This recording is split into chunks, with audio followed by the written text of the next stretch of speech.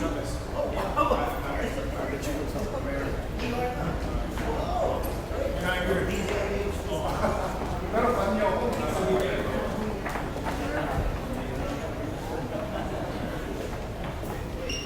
tayo din?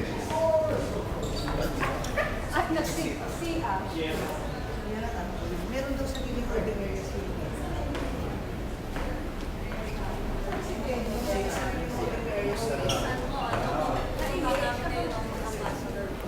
Please. I would love to welcome you there. Yes. Ay, ma'am. Yung isip ko.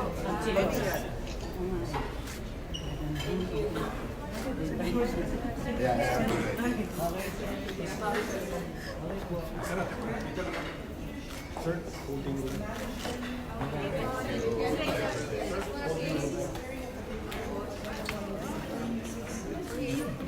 thank you, Mother. Si Dennis lang nilalagay ko sa wash season. The two remaining videos will be on 1992 awardee Alfonso Yachenko and 1998 awardee Catherine Singson. In July this year, if you'll recall, we launched a book entitled Corporate Governance and Practice, a case book, which is a project of the Institute of Corporate Directors, or ICD, and the MAP. Okay, before I continue, of course, please give a warm welcome to our guest of honor, Mayor Isko Moreno.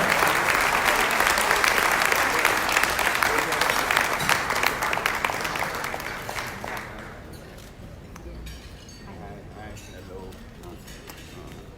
Yes, sir. Kamusta po kayo?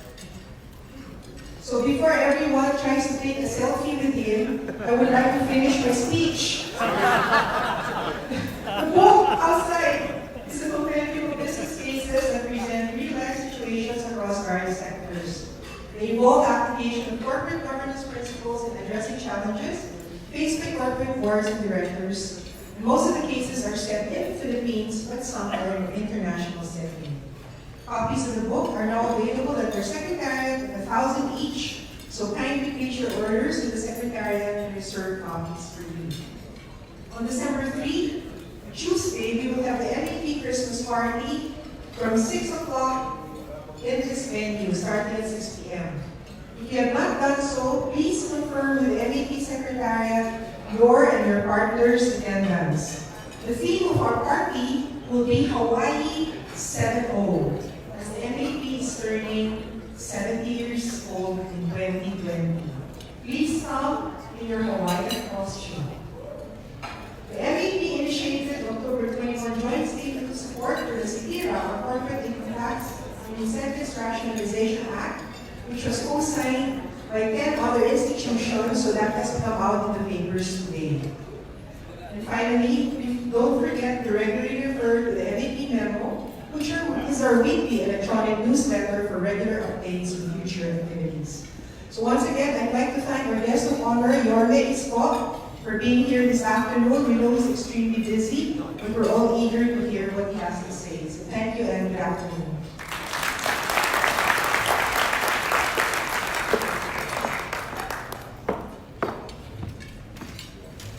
Thank you, Riza. So, for the presentation of the MAP Management Man of the Year for 2019, awarded for approval of MAP members, may I call on Vice Chair of the MAP Management Man of the Year Judging Committee, Mr. M. Chua.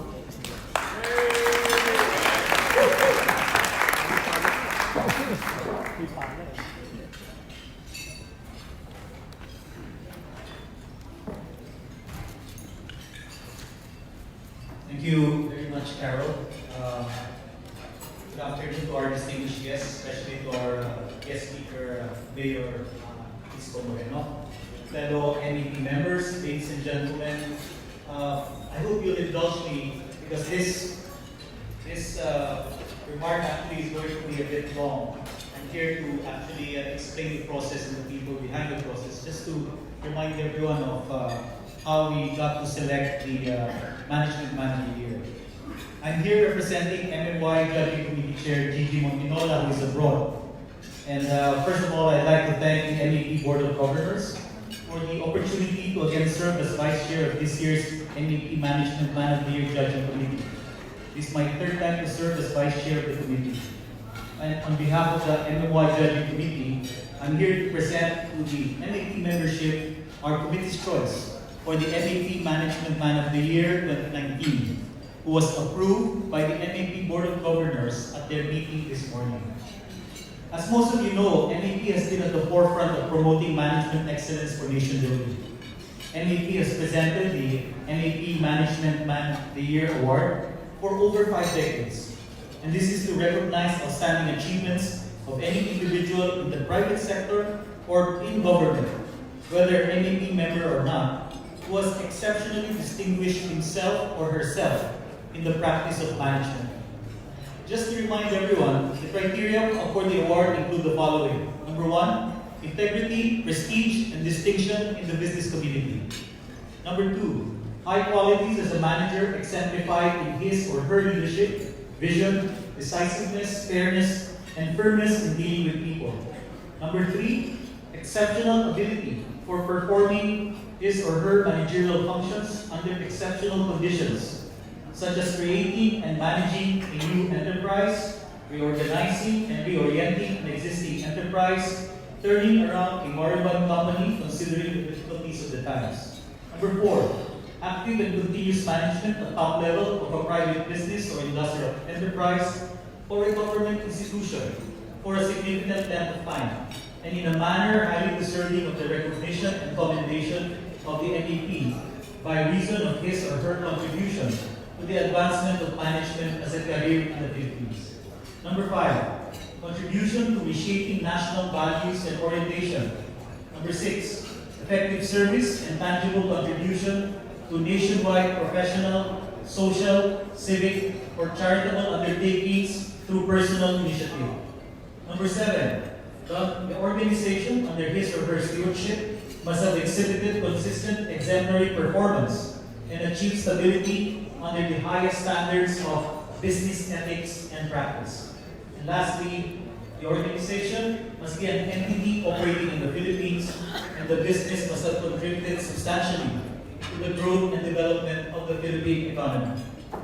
At the outset, please allow me to acknowledge the presence of the past awardees who are here today with us, and may I request them to please rise to the acknowledgement. I think most of them are at this table. So we have former Prime Minister Cesar Virata,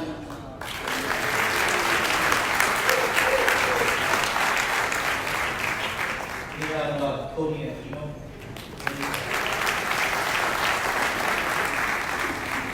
and Ambassador Noypi.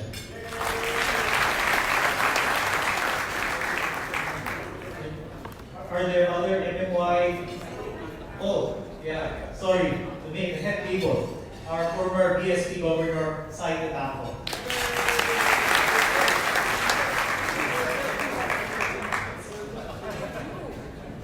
Okay, now that the search process has been completed, please allow me to publicly thank the other members of the MMY Judging Committee who are past awardees and or past presidents as stipulated in the MEP bylaws.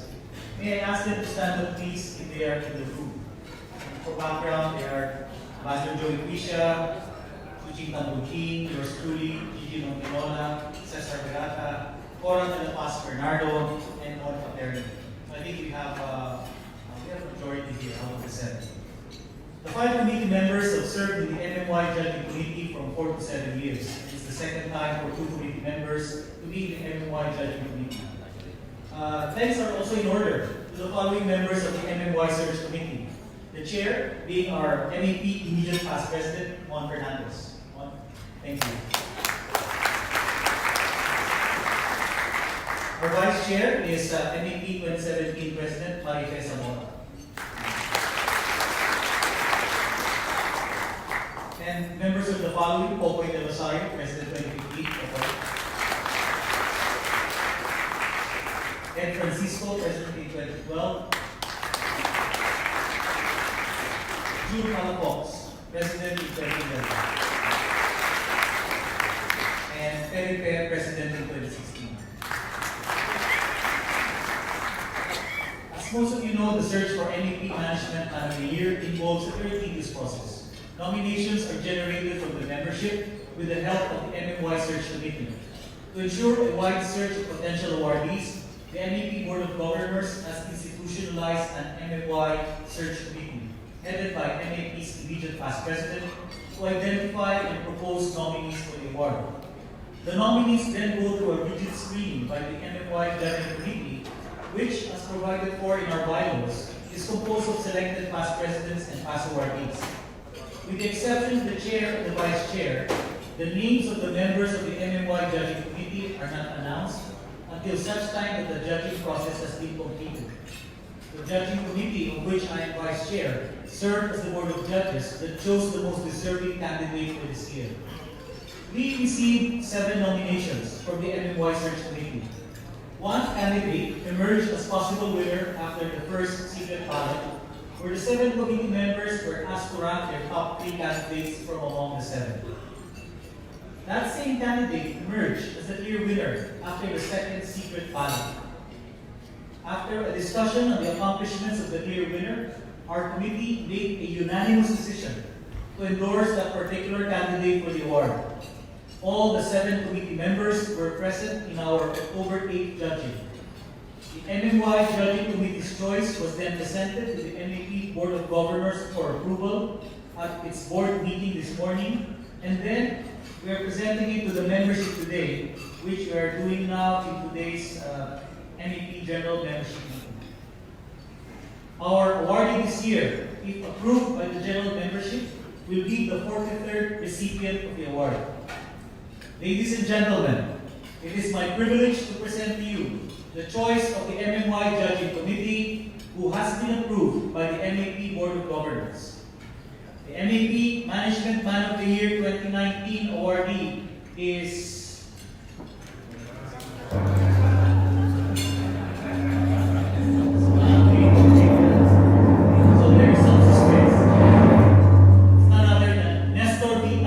President and CEO of BDO Banking.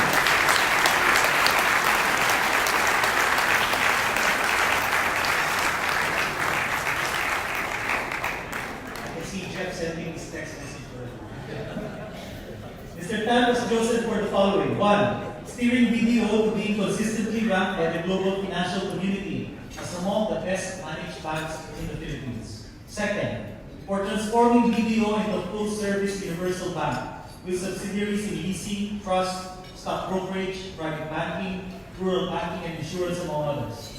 3. For his leadership role in the substantial contributions of the BDO Group to national development through job creation and income generation.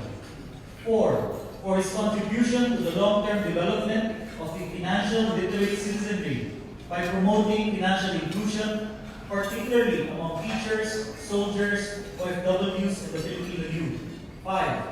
For choosing to apply his international experience towards the development of the local banking industry. 6. For ensuring that the Filipino community receives efficient banking and financial services, and for preparing a roadmap for the development of banking and the capital market in the future as President of the Bankers Association of the Philippines. And 7. For setting an example for Filipino professional managers through a track record of integrity, professional competence, and strong leadership in his banking career.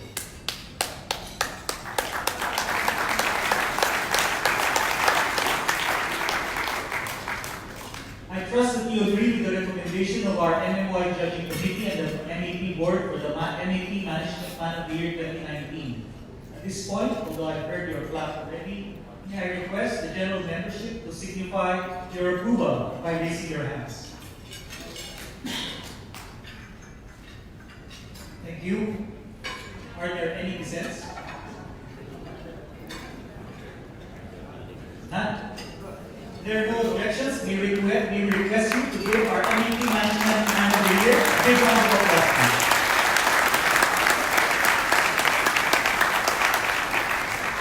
Finally, as Vice Chair of the MMY Judging Committee, I would like to thank the NAP Board of Governors as well as the NAP General Membership for approving our committee's recommendation. The conferment of the award will be tentatively held on November 25. Please note that the final date will depend on the availability of the awardee. Thank you very much and good afternoon.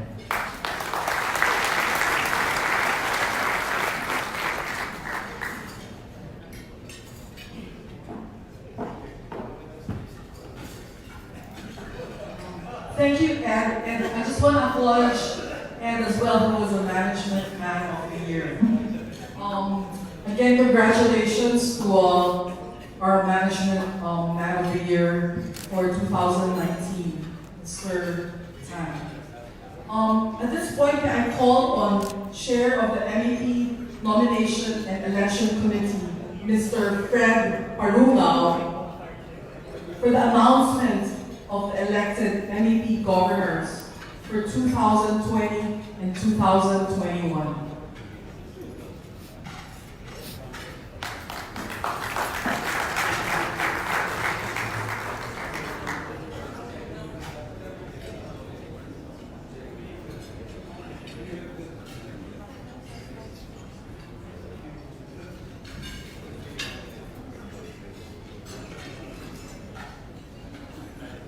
Mayor Isko Moreno, fellow MEP members, distinguished guests, friends of MEP, good afternoon. Thanks to the following who helped count the ballots before today's GMM. I would like to call the members of the Nomination and Election Committee. Ed Amistad, Ayun Istoran, Val Umbiga, John Magsaysay, and Fern Penny. On behalf of the MEP Nomination and Election Committee, I am pleased to announce that 310 members, or 30.1%, of total qualified members of 1,014 participated in this year's elections.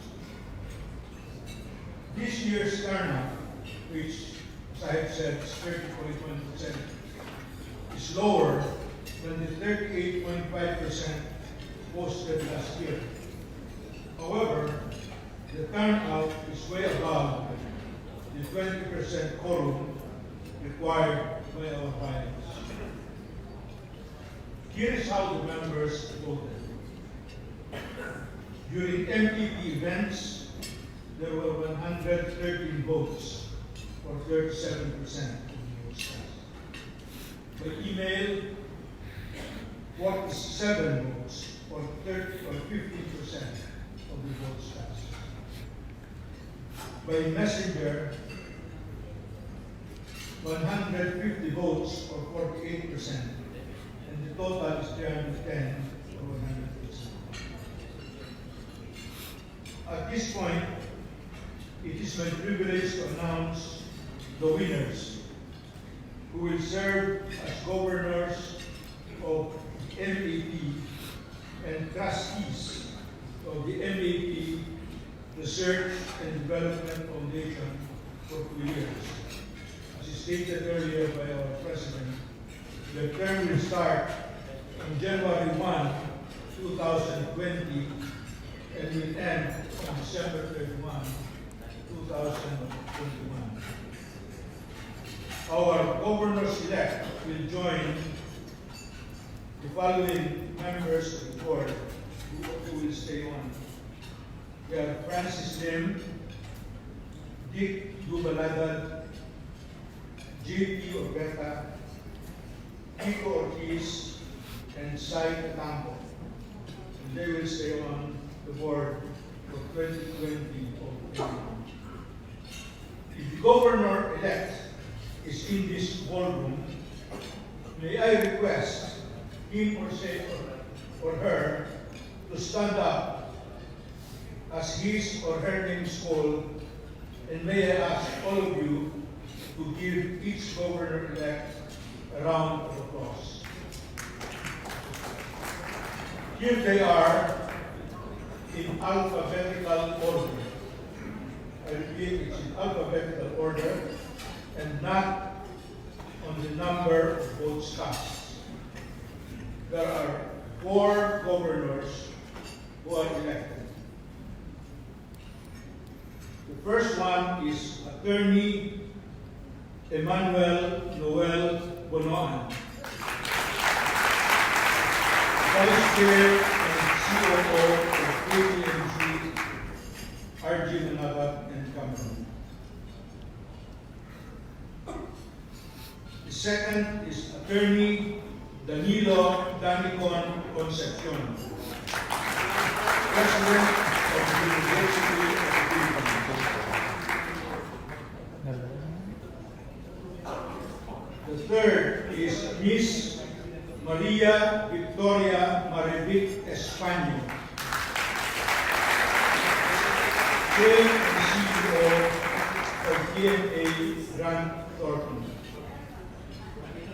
And number 4 is Mr. Aurelio Gigi R. Montimola III, Chair of NTU.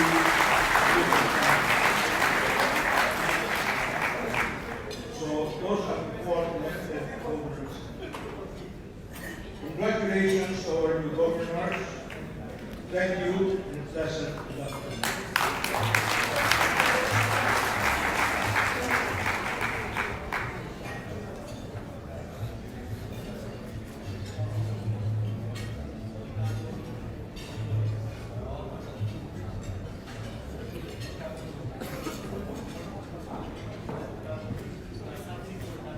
Thank you, Fred, and congratulations again to Noel, Danny,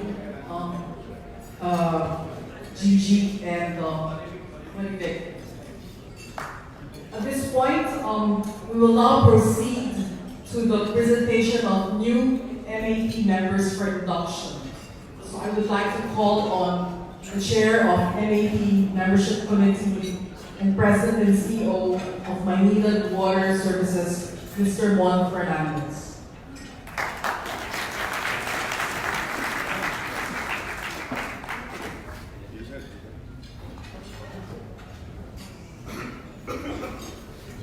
Maginhawang hapon po sa inyo lahat. Good afternoon. Na-notice nyo ba yung board natin will be representing ang FEU tsaka UP daw. Wala daw Ateneo tsaka Lasal. Pero nandito naman yan sa governor side. Anyway, good afternoon fellow MAP members, ladies and gentlemen. Mayor Isko Moreno and the membership. I am pleased to announce this afternoon we are inducting 15 new MAP members who will increase our total membership to 1,029. May I ask our inductees to come up the stage as his or her name is called.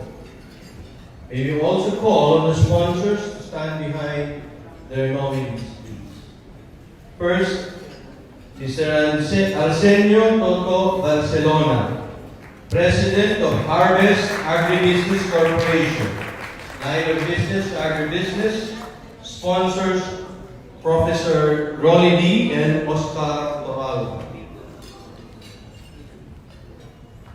Second, Attorney Cosette Canilao, COO of Aboitiz Infra Capital, former head of the PPP Center, line of business investment or infrastructure, sponsors Romy Bernardo and yours truly. Third, sorry, I was corrected by Cosette. She is not a lawyer. Marami na raw. Another trivia, 3 na po yung nasa board natin na lawyers. Siya, 4, Attorney Lim, Attorney Danny, Attorney Bonoan, Attorney Dick, 4. So, magulo po yung board natin. Biro lang. Masyadong marami magsasalita. Third, Mr. Benedict Carandang, Vice President, External Relations of First Circle, line of business, FinTech Services. Sponsors, Carol Dominguez and yours truly.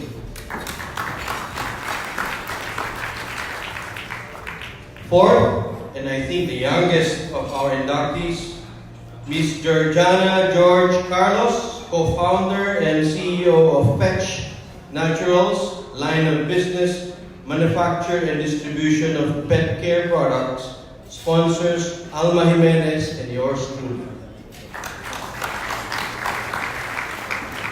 George was a speaker in our last MAP CEO conference.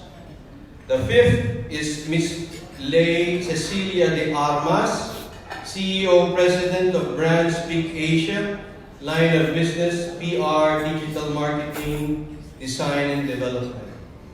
Sponsors, yours truly and President Riza. Umababa ang average age natin. Sixth, Mr. Philip Gioca, Country Manager of Job Street Philippines, line of business, online recruitment services. Sponsors, President Risa and yours truly.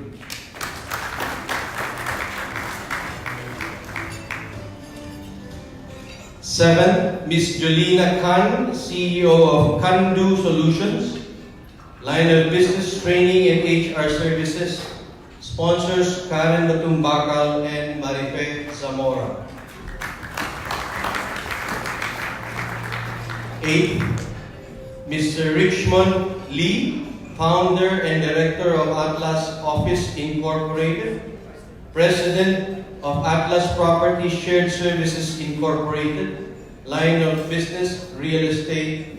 Sponsors, Ms. President Risa and yours truly. 9. Mr. Edwin Matuli, SVP and Board of Director of Synchrony Global Services Philippines Incorporated, line of business, multi-sourcing, multi-site implementation, operation and support services. Sponsors, Marife Zamora and Maria Cristina Concepcion. 10. Mr. Carlos Ocampo, founding partner of the law firm Ocampo Manalo Valdez Lee.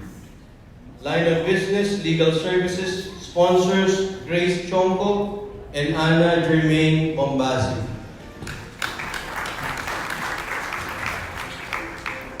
11. Mr. Gilbert Santa Maria, President and CEO of Philippine Airlines. Line of business, air transportation and logistics. Sponsors, Amando Tetanco Jr. and yours truly.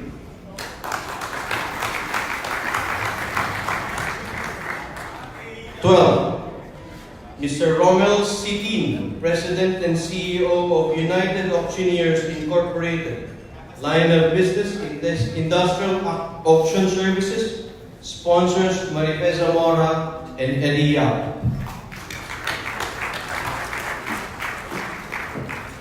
13. Marcos Sergio Bazoler, General Manager of EDSA Shangri-La Plaza. Line of business, hotel and tourism. Sponsors, President Risa and yours truly.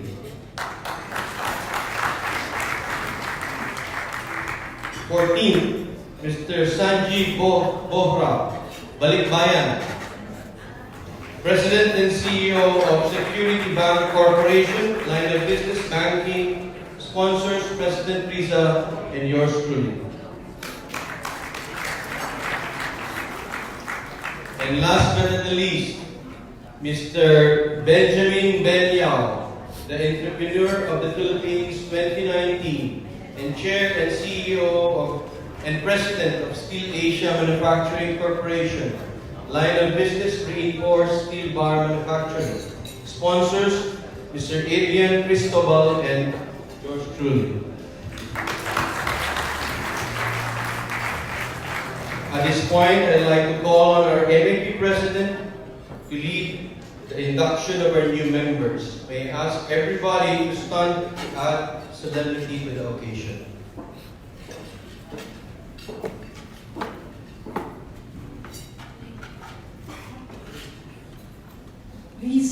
right hand and repeat after me. I, state your name, do hereby solemnly pledge that I will perform well and faithfully, to the best of my ability, my duties as a regular member, in order to contribute to the achievement of the objectives of the Management Association of the Philippines. So help me God. Congratulations and welcome to the NAP.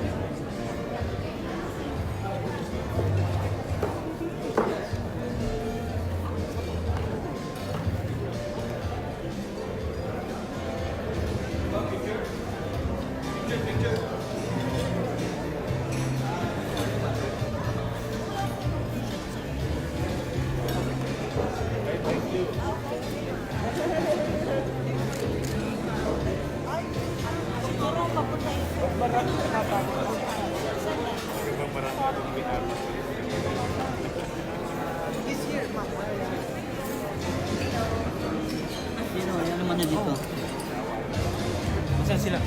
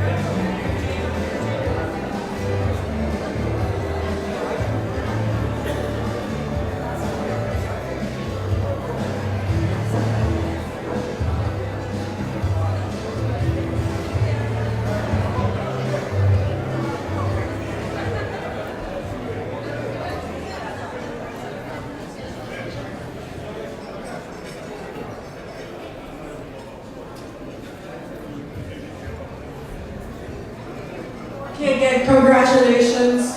Let us welcome and give another warm round of applause to all our new members.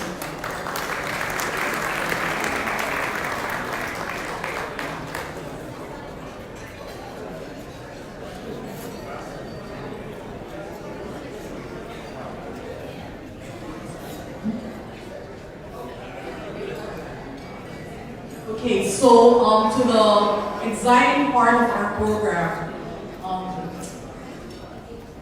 you know, MAP, we dispense with the lengthy introduction of our speakers, but our speaker today doesn't really need any introduction. In fact, during our Women's Summit, he brought the house down. So, you know, he was on stage and the participants came up to the stage to take a selfie with him. And then he went down and more selfies were taken. And we couldn't even bring down the dividers because he was still there with all his fans. So, without further ado, ladies and gentlemen, please welcome the Honorable Mayor of the City of Manila, Mayor Francisco Isko Moreno Lumagoso.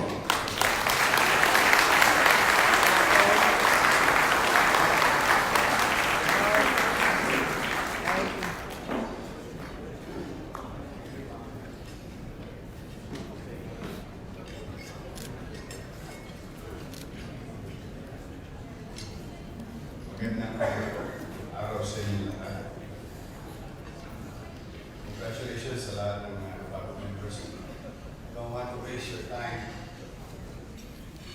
listening to same old thing that I've been saying for the past 4 months, but I just want you to see something that will go straight to the point.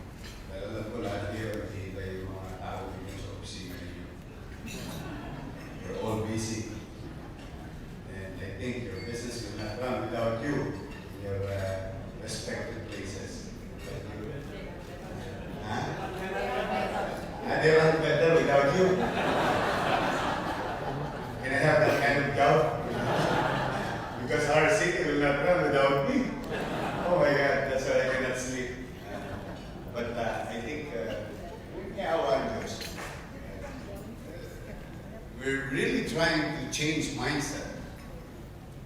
About 10,000 people. You're talking about management, right? Your association is about management.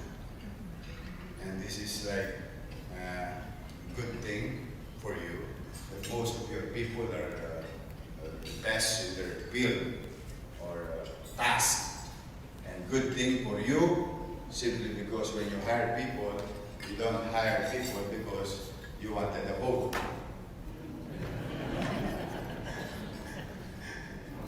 And this is a continuing habit of politicians like me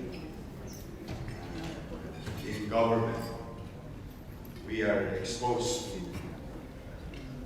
this, I don't know if this is a good habit for an election or a good habit for managing properly a corporation.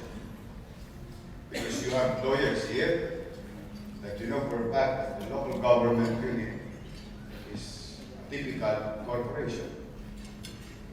We can act and enter into any contract, we can be sued, we can sue. Yeah, typical corporation. It's just that you must earn. We must govern. Yan lang ang pinagkaiba. And kayo gusto ninyo umunlad ang inyong negosyo. We are involved in people, helping people business. To our foreign guests, I hope you don't mind that most of the time I'm going to speak in my language, no? Because I only brought 2 pieces of English today. In a matter of time, I'm going to lose a lot of good grammars and verbs and adverbs. I'm very bad in English. I got 75 on average in English. But my teacher would love to see my grades when we talk about mathematics. I'm very good in math because I've been dealing with math since birth. Diba? Laki na in 41, puso rin puso. That is mathematics. I know geometry very well. Palmo, Tanching, Caracruz. There's geometry on it. And anyway, sorry, this is the first time medyo mas kabado. I'm trying to relax myself because I'm going to use a tool that you always use. No? First time kong gagamitin ito. But hopefully, at least in a few minutes, you'll see what is Manila a few months before and what is Manila for the past 2 decades. Alam mo itong kinabibilangan, ito kinatatayuan natin, sityo lang ng Rizal ito. And I think Prime Minister Berata will agree with me that ito ay isa lang sa barangay ng Rizal. Ito kinatatayuan natin. Everybody is Rizal. Everywhere is Rizal. San Juan Rizal. Quezon City Rizal. Makati Rizal. Taguig Rizal. Lahat yan Rizal. Kaya sabi nila noong dekada 60 raw, noong panahon ni Ed,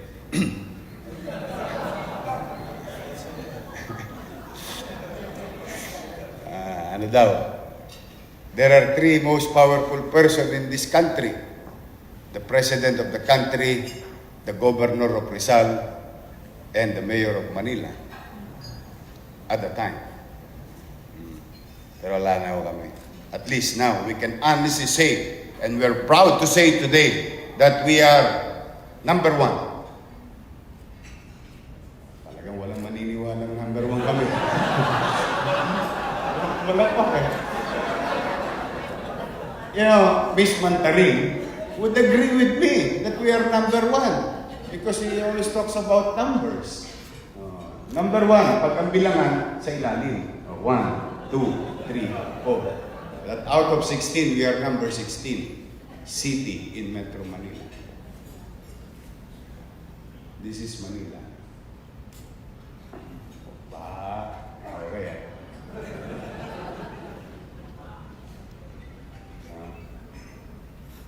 Maraming salamat sa pagkakataon na binigay sa akin ng mga taga Maynila.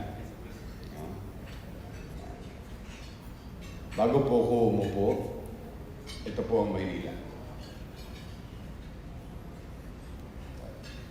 Hindi po ito ginugal lang.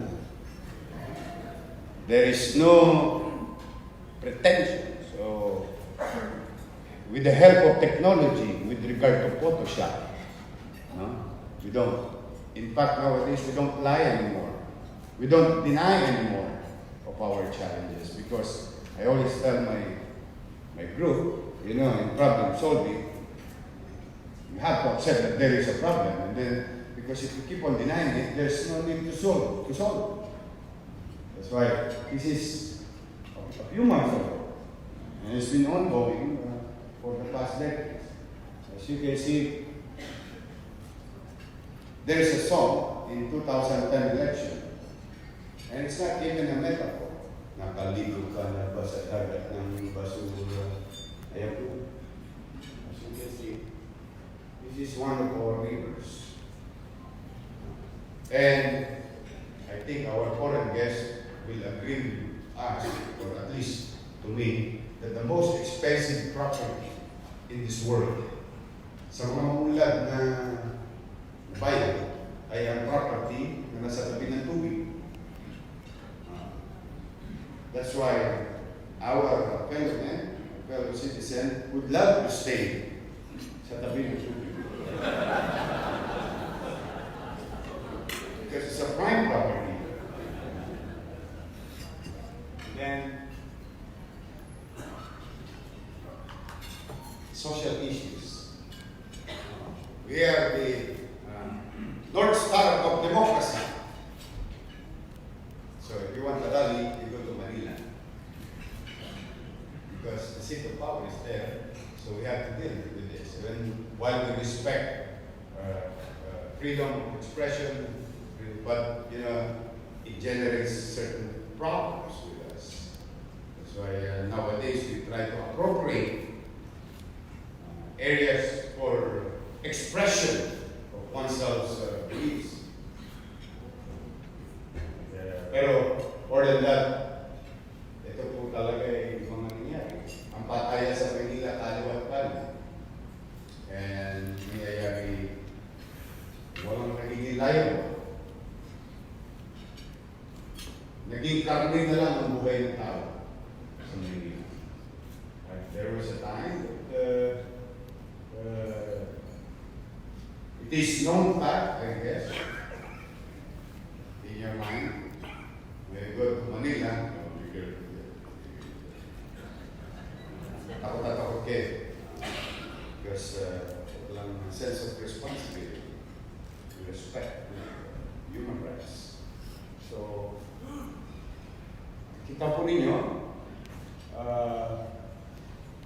you can see, I hope you can come and visit on a Friday nowadays. As you can see, that's how chaotic. That's chaotic. And look at our heritage site being destroyed. Ako magagaling si Palabok ito.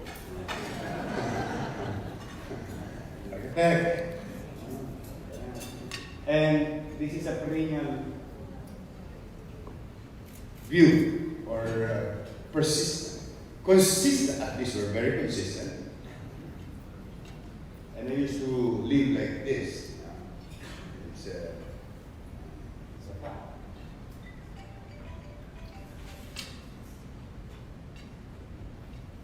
There you go. Lumabas na ang katotohanan na hindi pwedeng i-complete. Sabi ko na nga ba, matter of time, data will be shown to public. And ito ang sitwasyon ng Manila. In fact, recently, I think we were the number 3 in the world.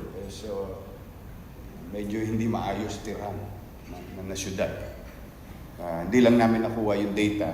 And I'm not pretty sure about those people who studied it. But there are some, ito na po ang itsura ng Maynila na talagang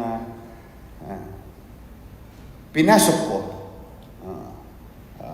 At particular itong portion na ito. Paano ba ito? Particular yung portion na ito.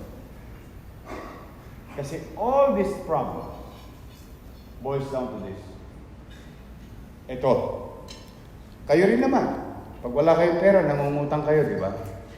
Para lumago. Kaya kailangan lagi kayo may pera.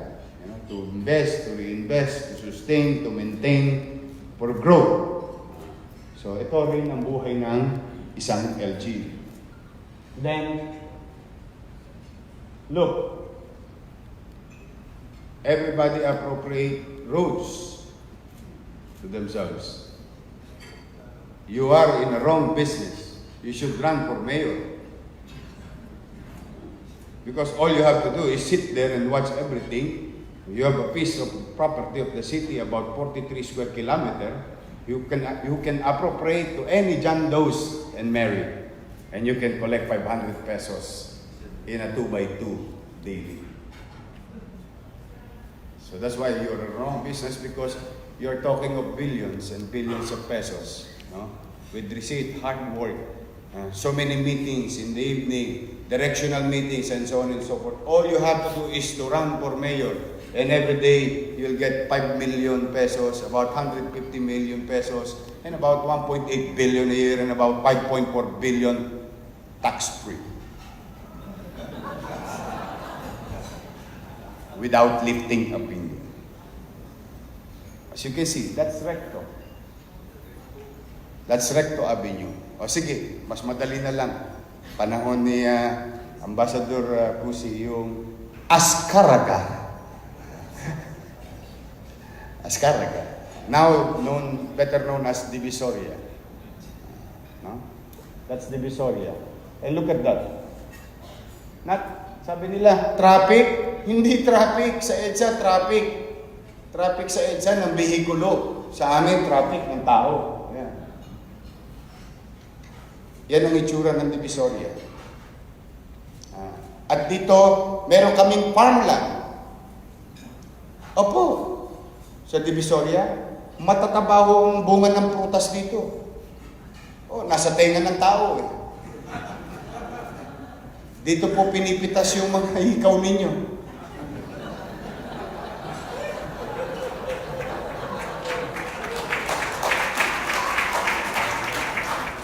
That's why our crime rate will never go down. At I'll tell you one problem with this type of picture. A very simple picture. Meron snatcher, tumakbo, makikita mo, kahalubilo ng tao. And for all you know, ang ganda pa ng suot, isa sa'yo. That's why. Yung talagang ang crime rate namin was, wow, flying colors. Mr. Prime Minister. So, as you can see, tingnan nyo. This is not ours.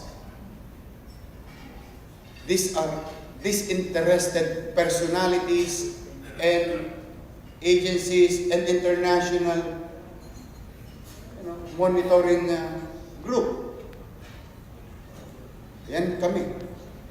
Kasi sabi ko nga, at the end of the day, you can lie with your words, but you cannot lie with data.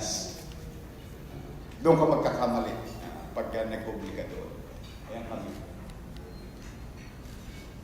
We all fail. At least we're very successful in failing. Why? What happened? Because maybe passive leadership, day to day. Alam ko din.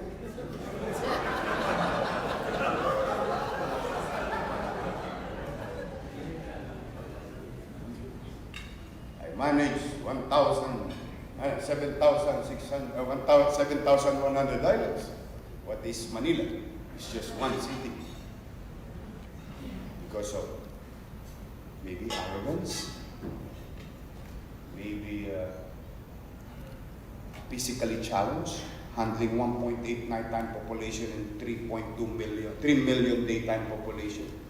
So maybe, and all maybes, stagnation, day to day.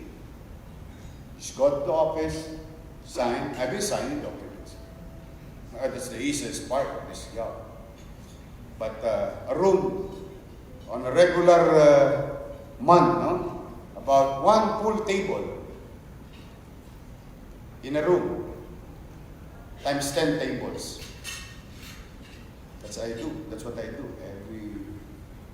So what you're not seeing on live Facebook is what we're doing as a normal mayor or local chief executive. So, naging ganyan ang Maynila. Ang daming umalis. Ang daming iniwan ang Maynila. Why? Because Taguig is offering something. Actually, it all started in Ortigas. Just so you know. Because Makati was designed in a long term, literally. But Ortigas, for that matter, after building Makati, ng the Ayalas, started offering spaces, good, conducive places. Then Mandaluyong sa Riverside offered the same. Then Quezon City started developing. Then Taguig, because of a concept of an open space being, converted into another business-like communities. Then Manila, ay nawa naman ng Diyos, andun pa rin kami. Hindi naman kami nawala. But the most famous, pinakasikat na tarjeta nung araw, that any businessman here would want in his pocket is that yung kanyang calling card ang nakalagay na address is Escolta. Nako, i-display niya. Oh, you want my card? Oh, my office is in Escolta. Wow. Eh ngayon, wala nga magbigay ng calling card sa tarjeta sa Escolta. But there's no business there. Kawawang Cybels. I don't know, if you shop in Cybels, that's the stance of your time. Hindi ko inabot yun. Nililiwanag ko lang. Yeah. The entire stretch of about 700 meters. That's why yan ang nangyari. Stagnation, hibernation, passive leadership. Dinate today na lang ang Maynila. So, anyway, then, gwapo yun, no? Puyat lang. And how do we address it? I think bago maging healthy ang Manila, we have to heal it. In healing, you're going back to basic. And that's why what we're trying to do nowadays in Manila is elementary of governance. Simple lang. Unang-una, I don't have all the solutions in our problems, but I have some specialty in running, or making simple policy. Papaluwag ko lang yung kalye. Pwede maginhawa ka makapagmamaneho. Malinis ko yung tapat ng negosyo mo. Pwede magiging kaiga-igaya yung tindahan mo. Tapat kami sa gobyerno. Pwede may certainty na sa Manila. Mga maayos, panatag ka, na anak mo papasok sa eskwela, walang gagambala. Hindi na maagawan ng cellphone. So, we thought on day one. This is what I got. And agencies of government came up with a formal, official letter. We got nothing. A few days after that, there is a statement coming from an agency of government who do the audit that we are missing about 4.3 billion pesos. Unexplained something. Then, when I saw that immediately after losing the election, they spent 2.9 billion pesos in 30 days. In a hurry, huh? I don't know why. But, okay, mag-alala. Hindi ko sasayangin yung pera nyo na unawala nyo. Darating din takdang oras because there will be what we call in government post-audit. I don't want to wait. Keep on waiting and then, okay. Maraming salamat. Ito ang inuna ko. I immediately on day one called command conference to change the tone of addressing criminalities and how to take care of human rights and how to address how criminals think. Why? I used to live with them. They're my buddies. Yes. I told them, alam ko mas magaling kayo sa akin. Magaling kayong manghuli. Pero hindi nyo basa mag-isip ang taong nagugutom. Ang taong may bisyo. Ang taong batugan. Then I explained it to them, blah, blah, blah, blah, blah, blah. So, awa ng Diyos, July 1 mo yan. Diretso na po yan. Hindi na po namin yan. Simple lang. Can you imagine, yung lugar na yan, this hallway, smart, full of this. Nobody can walk underpass. Nobody. As in, when you walk, it's like the same thing that you saw in Divisoria. And ironically, when you go down to the office of the mayor, yan ang labis nila. Galing mo. Pamilyar ka talaga sa Maynila. Yeah. Tapos, when I said in CNN interview, and I made a commitment, papaliguan ko ang Maynila. That is not a metaphor. As you can see. Literal. So, tuloy-tuloy yan. This is Divisoria.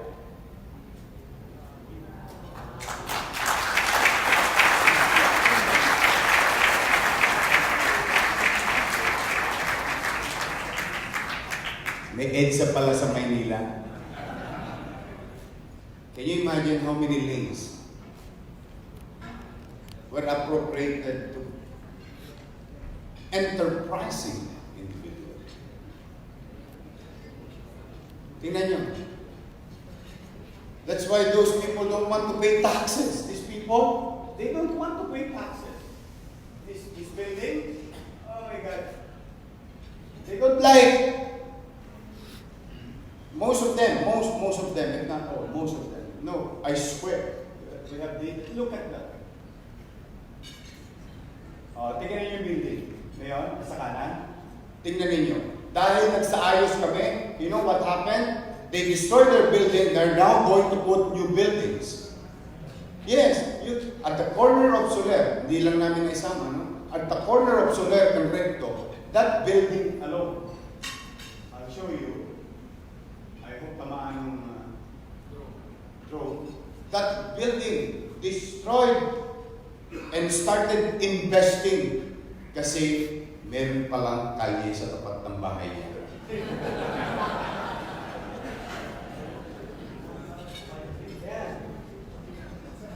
So, magtaka kayo. Ito siya dati. Question. Have you ever seen in the news, may nagpaluan, may nagtulakan, may nagsigawan? Why all of a sudden, they were all gone in 48 hours of our 2 decades problem? You wanna know the secret? Wala po kong ginawa. That is the secret. Wala pong ginawa. Wala pong tinanggap, nawala sila. Ganun lang kasi. Because when you start collecting for Eddie and Patty, and I hope by this time you know what's the meaning of Eddie. Eddie siya. Sino si Patty? Pati mga kasama niya. When you start collecting, there will be certain level of ownership because that's how we think. Kumuha ka na, istorboy mo pa ako, akin to. A privilege,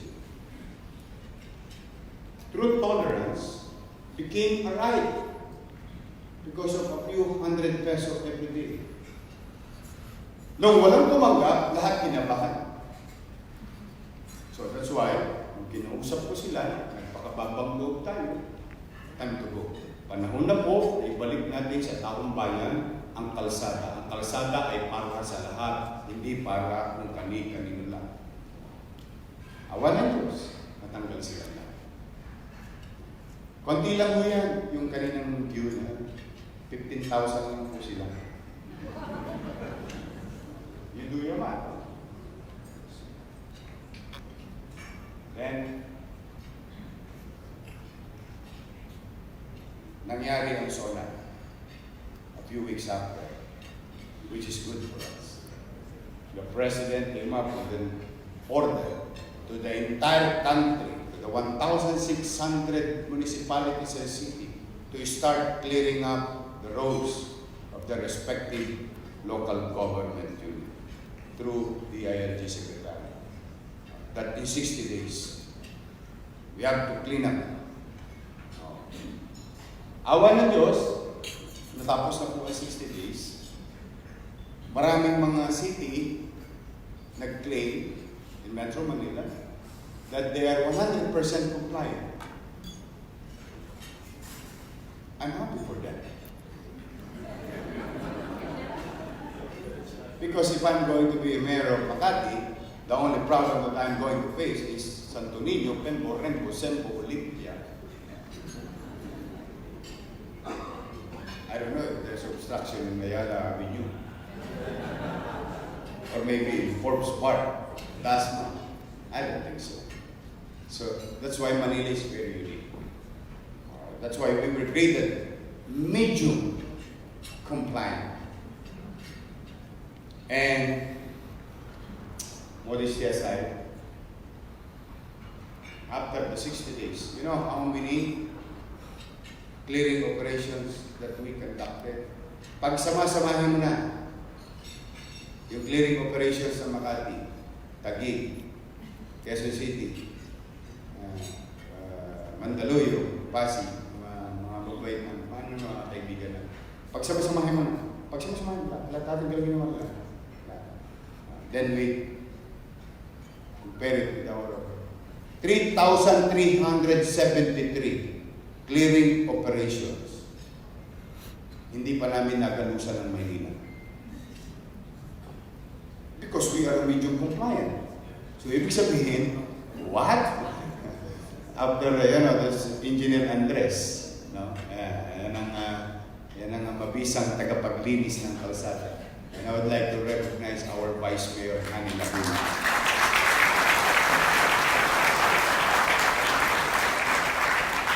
Mga partners ko yan. We've been together for 20 years, same old place. Kami-kami pa rin nagkikita sa pangas. So we conducted 3,300 plus clearing operations. Now, what happened to day 61? They stopped quickly because we did not do it because we were asked to do it. Because it is our obligation as a city government to keep the peace and order situation on every territorial jurisdictions of ours. We will never stop. We will never stop. I would rather cry and beg, but I will never stop. So, then, ayan na po. We start doing Executive Order number 1. Transparency. Ayan. Open governance. Sumunod.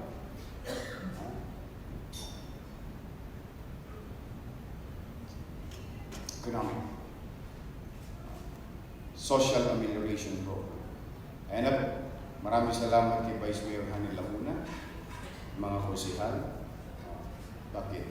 Because this is how I'm going to solve criminalities in Manila through social amelioration. Because a lot of people try. That is no good. I think the root cause of criminality is economic. I'm not an economist. Don't get me wrong. I'm gonna try differently lang. Iba lang ang magiging approach ko to address the way I think it, the way I used to live. Kung paano ang pangangailangan ng isang squatter, paano ang pangangailangan ng isang estudyante walang bako, paano ang pangangailangan ng isang estudyante na walang uniforme, anong hirap ng kanyang nanay, anong hirap ng kanyang tatay, yung tatay niya napipilitan gumawa ng kriminalidad, dala ng katamaran maybe, o maybe wala na siya na wala ng pag-asa, ang pinakamadali, o may pumunta sa highway, abangan yung mga truck ninyo habang dumadaan sa highway. Maging adventurous. Yes. That's why maraming salamat sa kanila. Now, senior citizen, I hope you don't mind. Okay, you are all welcome to Manila. I have job opportunity for you.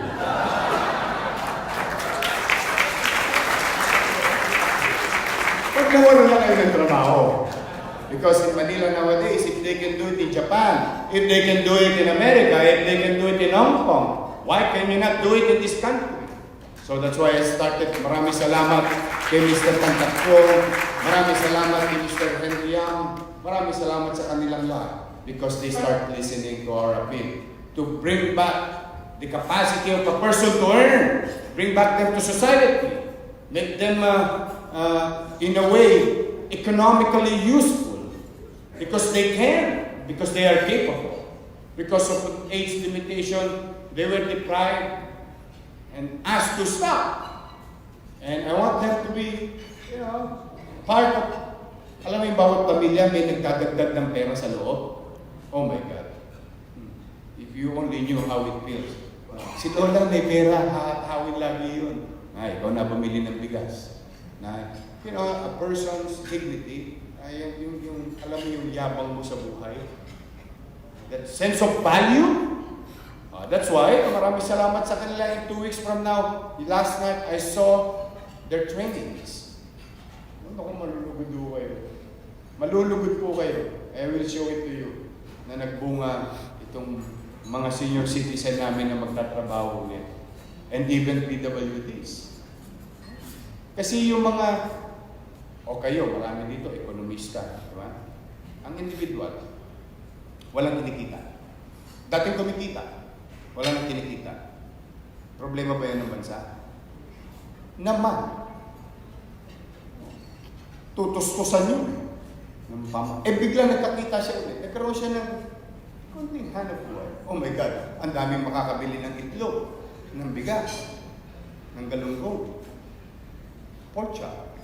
I think BSP governor will agree with me these effects of a person's capacity to buy. Again, yung epekto sa rural area because of the produce and other things. You know better than me what I'm saying. Itong mga hindi kumikita dati, PWDs. Oh. Yung mga tumira ng nutriban, baka gusto ninyo, pakakain ulit sa inyo, baka nami-miss nyo. Addressing nutrition. Encourage them to go to school. Not to work for a few peso, but to go to school because there's food. Katulad ko, batang nutriban ako nung araw. Stimulant. Allowances for them. Pera ng gobyerno pinabalik sa tao. Sino may sabi niyan? Huwag na kayo lumayo. Ang ginawa ko lang, kinopya ko lang yan. Bakit? DSWD ginagawa na yan. Who studied it? Not me. Why did they adapt it? Because I think economists have their reasons na maganda yan. Ang tao magkaroon ng konting pananalapi para umikot ang pera. That's why, ayan. Then, negotiate. Kami po, number one pinakamahal ang amilyar sa buong Metro Manila. And I think it's not wrong, but it's unfair. Why? Kasi naman, wala naman kayo nakikita ng development, taas-taas ng buwis, taas. Pero yung kinukwento ko sa inyo sa kantong ng Soler, recto, pero yung ilang buwan pa lang kami? 3 buwan? Ano yun, naisip na lang nila bigla, isang araw dahil maganda na, sige, gawin na natin yung building. Or matagal na lang ang plano pero hindi nila matuloy dahil walang opportunity and walang chance. Now there's a chance.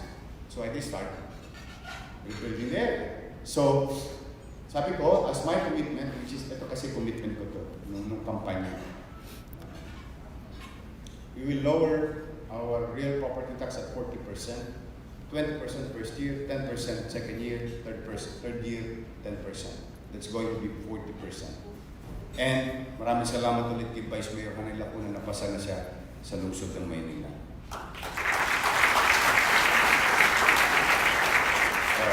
Yung binabaan ko, buwis, paano yung mga ayaw magbayad ng araw? Dahil sa, one, maybe nagmamaktol sa gobyerno. 2, walang trust. 3, nagipit. Talagang nagipit lang. Hindi na kinaya. NPA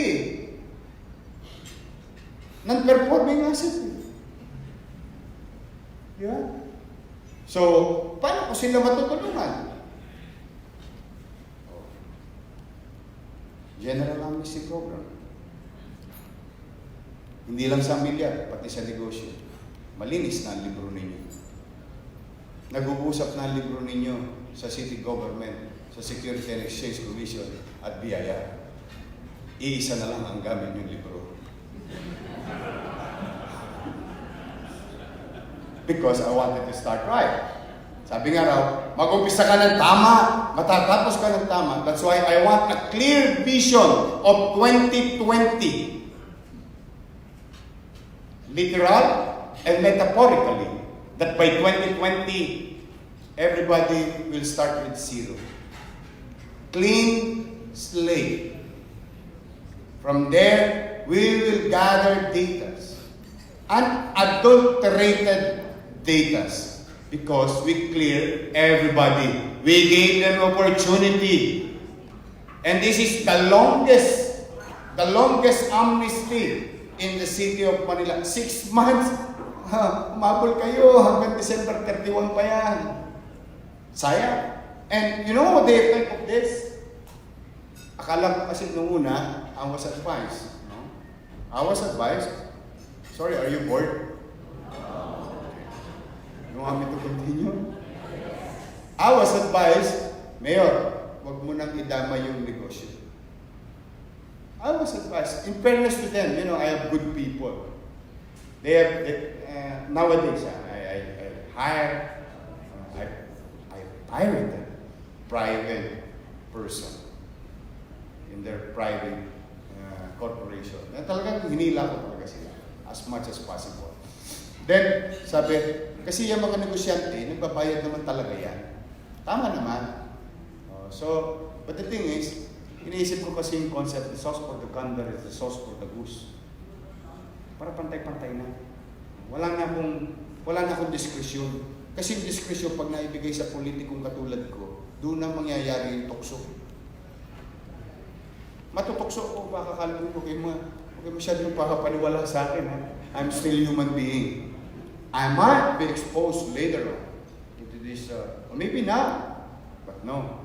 Sabi ko, hindi. Para wala akong decision making to choose on a certain policy. Kailangan, level. Yun. You know what happened? This is the result of this.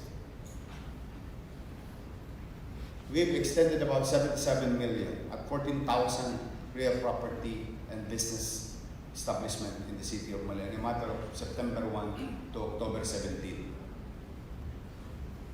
14,000 individuals and corporations benefited for a simple act, and it's growing.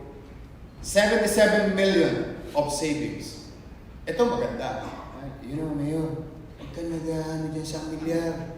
Huwag ka ang tawag dyan, amnestia. Bayaan mo yan mga yan. Mayayaman yan. Which makes sense. Initially. And I said, no. How can I achieve my goal of zero, clearing up things? Waiting for the dust to settle. Then you see the picture. If I'm going to do what they have done.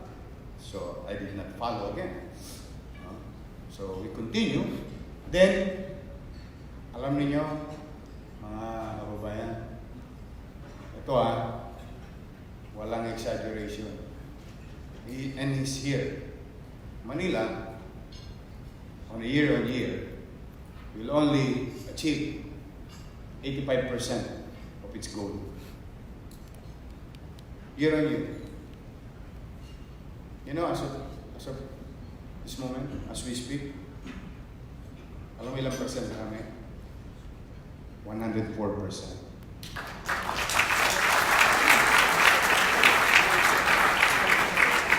Ayun po may kasalanan si Atty. Paul Bea, ang license division.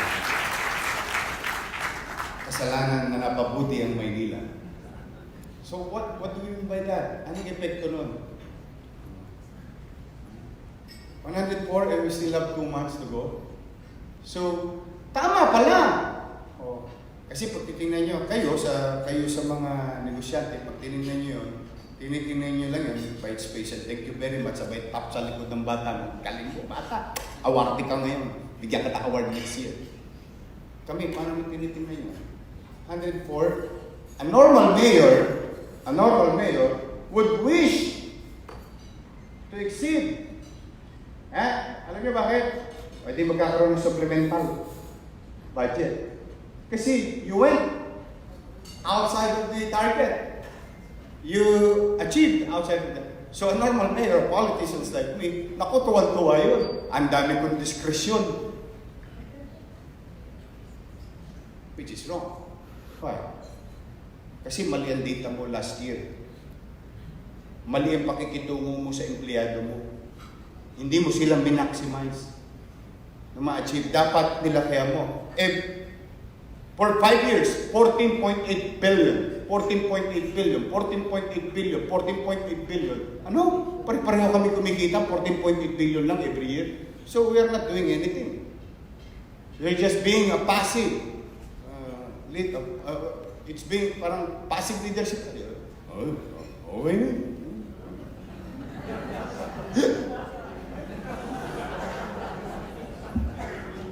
You know how much are we going to propose income for next year.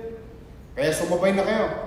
17.8 billion. Why? You know how much growth we have on average? We have a growth in an agency, enterprise, no? Yung medyo maganda, kumikitang ahensya. Ang growth namin, 10, 11, 12, 14, 15, 15.4. Average growth in matter of 3 months. Apple to apple comparison. July 1 to October of their time. Then July 1 to October of our time. Yung growth, and I'll tell you numbers, sila parking alone, they're sending, or isinosot, ibinibigay sa lungsod. Buwan-buwan, July 2018, 2 million, 3 million, 4 million. You know how much we're earning? 9 million, 11 million, 17 million. Tanong, lumaki ba ang Maynila?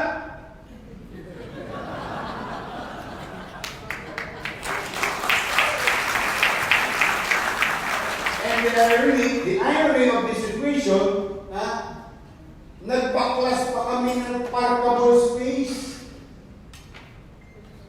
We prohibited areas to be parked. Sige, bakit lumaki? Dahil siguro sa mga kasama ko na yan sa gobyerno, yung aming mga nakikita yung naglalamis na nagpo-kolekta ng nag-resibo. Siguro naging tapat na sila. Or dati na sila talagang tapat. Yung boss lang nilang may problema. I don't know. Kasi you have to find ano yung problema daw. You have to look. But that's water under the bridge. You can't lie with us. So, awa ng Diyos. So, yan po. Guminhawa, gumaan, magpabayad ng buwis. Ito pa yan.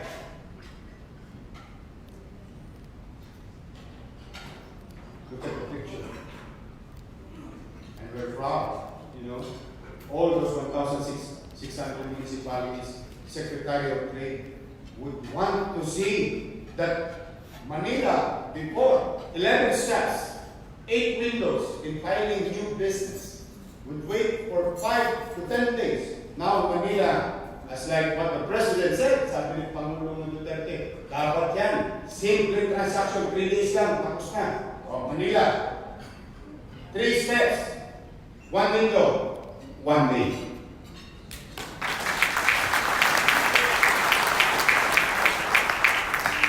That was a poll. See? Kaya naman pala. Alam mo, gano'n ang nakikita namin? Apple to apple eh, that July 1 to October of their time, and alam mo, gano'n nakikita namin? 400 million. Pero pili ko, hindi dahil sa magaling kami, hindi dahil sa efficient kami. Pili ko lahat, dahil malalaman ko rin naman yung kung talagang magaling si Paul, o magaling yung mga kasamahan niya. Ano yung pili ko?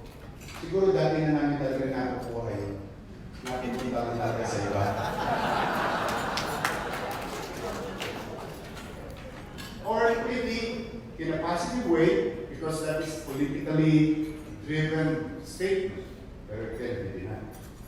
Then maybe the other way, the other side, maybe mas confident ang tao ng negosyo. No? Then, June, this is you. This is what we have. Opening space, creating more green space, bringing room for Manila. Lahat yan. Can you imagine? I don't know. Pwede makisulit sa ito. Sino dito ang nakapunta sa City Hall last year? Please, one. Wala itong masama. Kasi this is just a plain and simple last year. You know, this outside of the mayor, right? Office of mayor. Immaterial whose mayor it is. This office, di na nagbabago yung geography nun eh.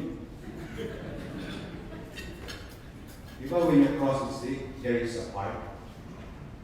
And there is 160 structures.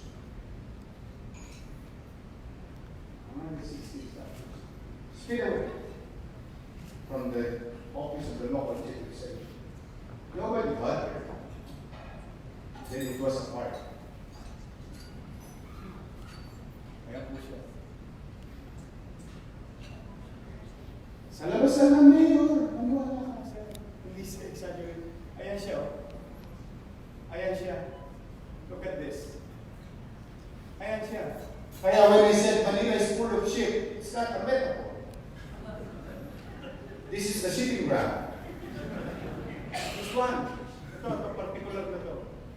Look at that. And you know what's the irony of this? You know what is written in the wall? Kartilya ng ating bansa. Kartilya. You love independence. You love your freedom. Are you enjoying it right now? Do you all agree? Are we enjoying our freedom? People die because of this. Sorry. Because of this. A lot of people died. They paid the price. And the only way to remind our children tomorrow that those people will not die in vain. And then, ang kasama niya, wet ng mga tao. Oh, puro tayo, nakakawet. Solvent boy. Lahat, everything. Then, tingnan nyo, may ginawa ba akong bago? Wala. Wala talaga akong ginawa. Binili ko lang sa tamang perspektibo. Nothing scientific, nothing extravagant. And look at it now. It's everywhere in the internet. We put lights. Hindi yung mga kulang-laking ilaw. Hindi mukhang planetang ilaw. Mukhang balang ilaw na galing sa isang bansa. No. We adopted sense of belonging. Kapis. Kapis is Filipino. And the same logic what Rizal did when yung metaphor, yung kwento na nung nag-aaral si Rizal, may kulisap, nilagay sa bote. May ilaw na. And that's what. Then, next. Ano ba ito? Sorry North Cemetery. Pakiplay mo nga yun. Then, pakibalik mo nga. Paano ba ibalik? May backbite. Sorry, I have to show you this. Kasi simple ito eh. I'm excited to show you simple things. Yeah, look at this video. See that? If you're living in A. Bonifacio, sa labas, sa loob, buhay. Sa labas, buhay. Ayan po yung North Cemetery. Maraming salamat, Davis Paint. Maraming salamat, Poison. Maraming salamat, Pinto Artist. Simple lang. You're trying to create an atmosphere. These are simple. Kung nakita niyo yan dati, may banil mo yan. Alam niyo yung banil? Yung libag na ayaw matanggal. Because that's a Bonifacio. Then, we go. Next. I'm almost finished. That's only first one.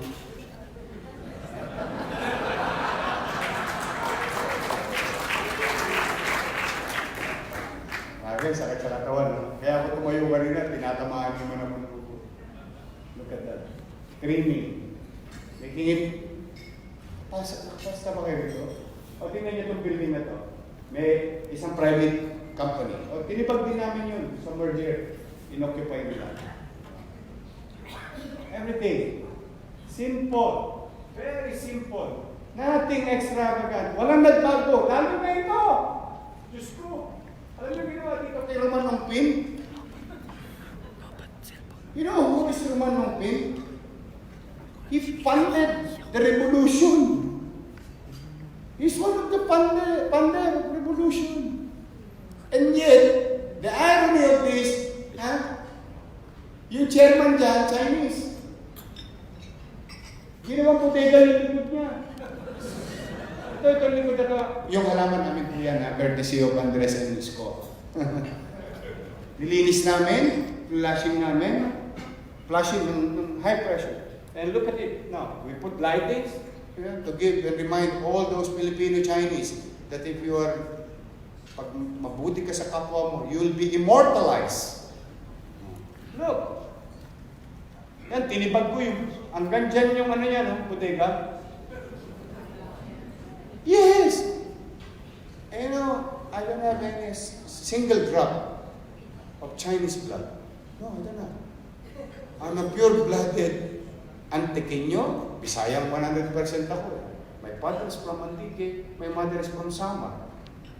These are the same people who went to Manila na nagpakasakali na masukan ng nanay ko, kasambahay ng isang pamilyang abogado, nakita ng tatay ko, nakalawit, then ako ang bunga.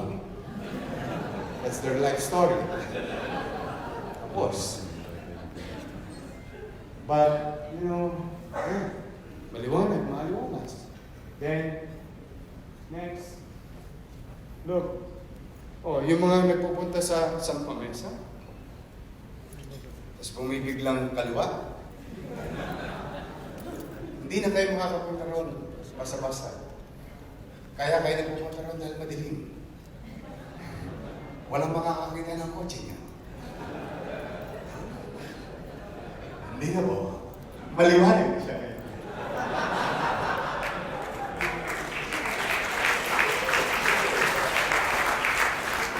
Kaya ako sa inyo, nagbalit kayo ng plate number. And look at that. Yeah. Wild guess. Wild guess. Ano ito? Itong portion. Wild guess. Mehan Garden. Do you still remember Mehan Garden? Is it still in your subconscious? Now put it in your conscious mind that there is Mehan Garden. Yes, it was designed by the American. You know, Burnham. Oh my God! If you see what Burnham did on how he planned the entire Loton as an institutional area, green, open, passable, foot and vehicular area, you will be surprised. And Mehan is one of those. Now we brought it back to public. Pero tandaan muna, hindi pa kayo welcome. Kasi baka mabago yung gusto kong practicein. Ibalik, baka mabiglas tao yung exciting. So we brought it back. Binalik muna namin sa estudyante ng UDM. Then, tingnan namin magiging challenges namin sa basura, kung paano na pang malagaan yung puno. Because these are 100-year-old trees in the middle of the lot. Yan po yan. Then, nabuhay na yung fountain. Can you imagine? Okay, ito sorry, medyo madaldala ko But, have you seen a fountain? A fountain? Fountain. Sa bahay nyo na lang, may fountain. Di ba ang fountain? Tapon tubig. Balik. Have you seen a fountain tapon? Tuwang-tuwa sa akin ang Maynila, ang Manila Water. We are a big customer.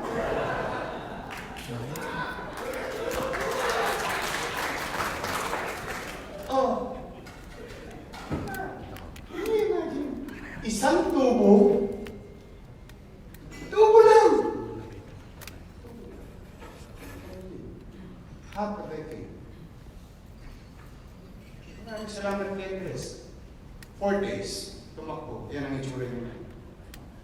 Maraming salamat. May sunset lifespan. And have you visited Ross? You will know you are in Manila now. Before you will know it is Manila now. With the sun face. But now, you will see our boundary well defined. with Filipino aesthetic. These are superficial aesthetics. This is now where former Governor Tanco used to do office. Ayan yung harapan niya. Ayan. Kung sana inabot ni Gupto dalawang araw, tatakot bumabasa ko si Gupto dito malamang.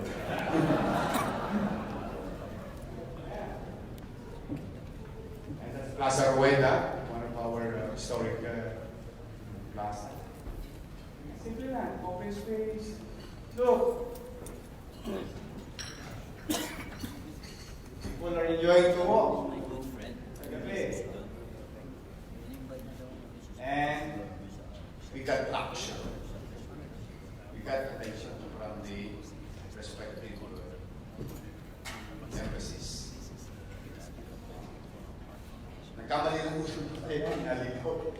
Ang puntaw niyo malakan yung napuntaw, kala niyo malakan yung ECU. Hindi na punta sa akin.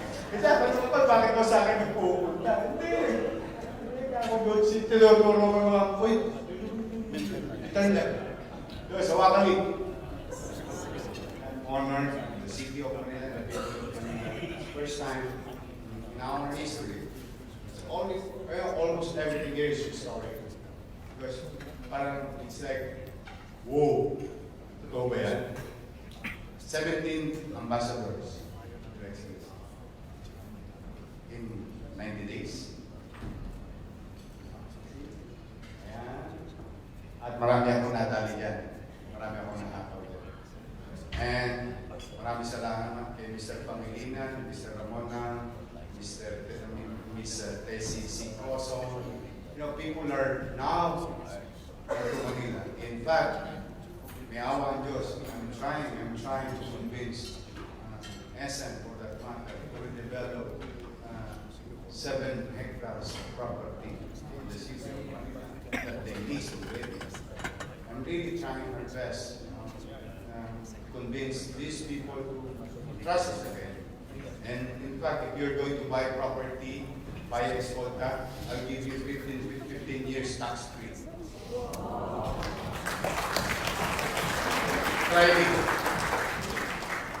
Try me.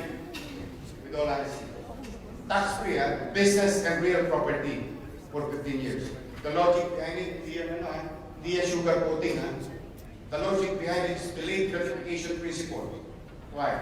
If we are earning 1 peso today with 1,000 square meter, I'm gonna ask you to build minimum of 20 story. I'm going to lose 15 peso as an income for 15 years, right? Minus inflation. I don't know, 4% ba ngayon ng inflation?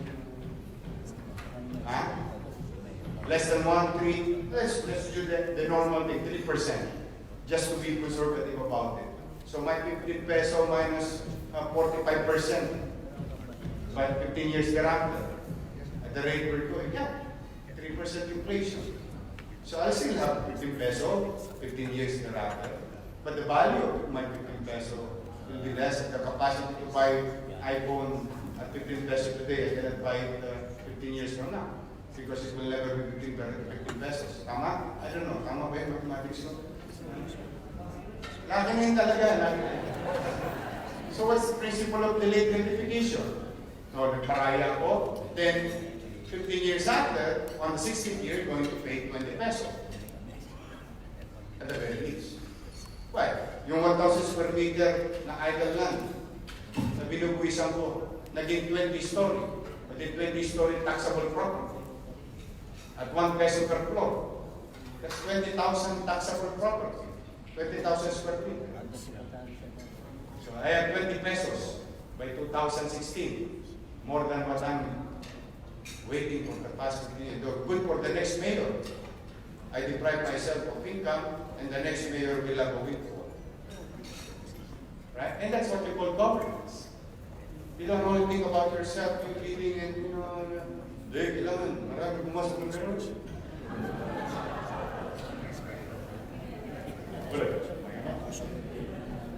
No, it's how you project. I don't know. You're mga espesyalista kayo dito. So people are helping. Lahat ng mga tao San Miguel, Globe, everybody, ambulansyang bago, na matibay ng ambulansya. And so, everything in less than a few weeks. Can you imagine? Have you heard any OFW, immigrants, Filipinos, everywhere in the world, in our country, in our respective provinces? Have you heard people donating their hard-earned money to the local government units? Nakarinig na kayo. Naku, you should visit Manila. People are giving 8,888 pesos on PWD from Quezon. Senior citizen. $100 there, $100 there, $500 here, $500 there, $10,000 here from an immigrant in California who's watching our Facebook Live. You know, everywhere in the world, OFW, Pera, Dulyares. It's not about how much, it's about the actuation. And can you imagine a 7-year-old who loves to watch me, a boy from Caloocan, donated this savings? Si Asher. Alam mo kami yan? Yung panawagan ko sa in-city vertical housing program. Because I really wanted to duplicate what Lee Kuan Yew did in Singapore. That's how you address informal settlers. No. So, okay. Next. Ayan na. Growth. Tingnan niyo yung graph. The thing speaks for itself. Next. Malas talaga orange na.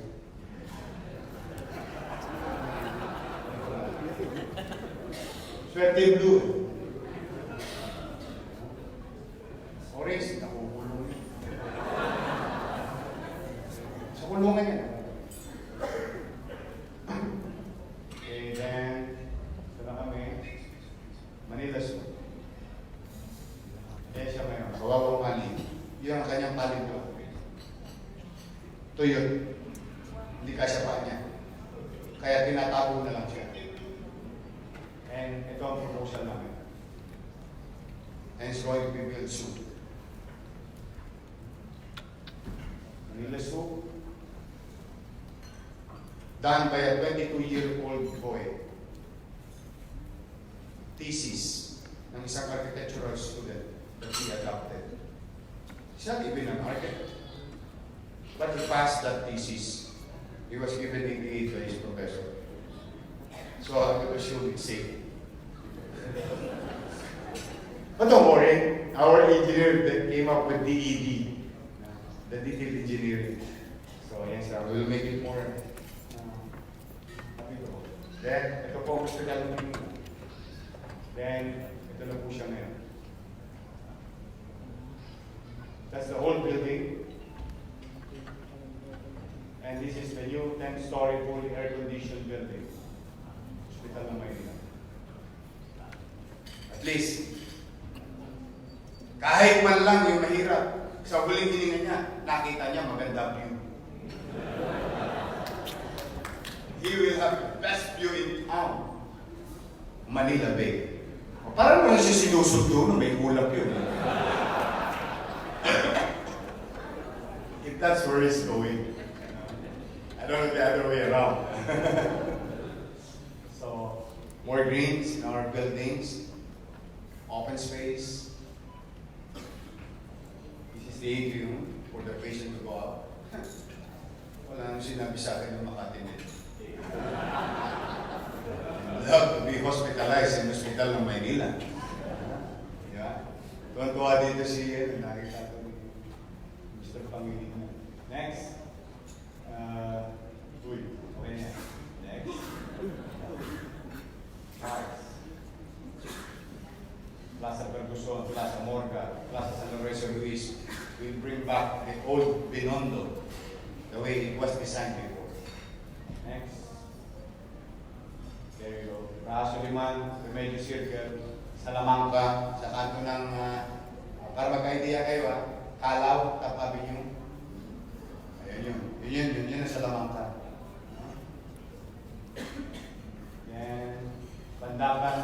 This is Pandakan now. Maraming salamat kay Mr. Ramon na paniwalaan niya na ako. He will develop his property. The Petron property. Yan yung property nila. No? It will be, maraming salamat sa Taguig. Sinarado nila yung kanilang food terminal. Now, we are happy to receive your goods in Manila because this is going to be the food terminal of the country or metropolis of the days. Next, ito na siya. Okay, move. There you go.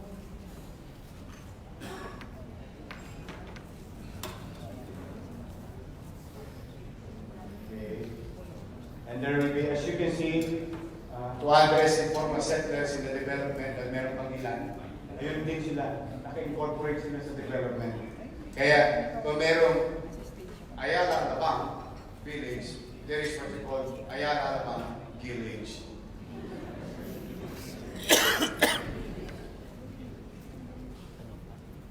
Ayun, we're proposing a bridge all the way to Aurora.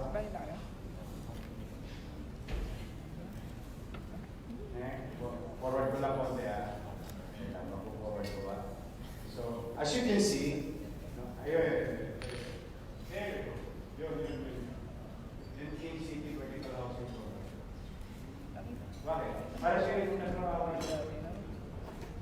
Malapit na sila. Hopefully. Then, next. Almost there. This is Plaza Moriones, where I live. It's going to be here, like this. More life. Water's life. Plants is life. Of course, our famous police.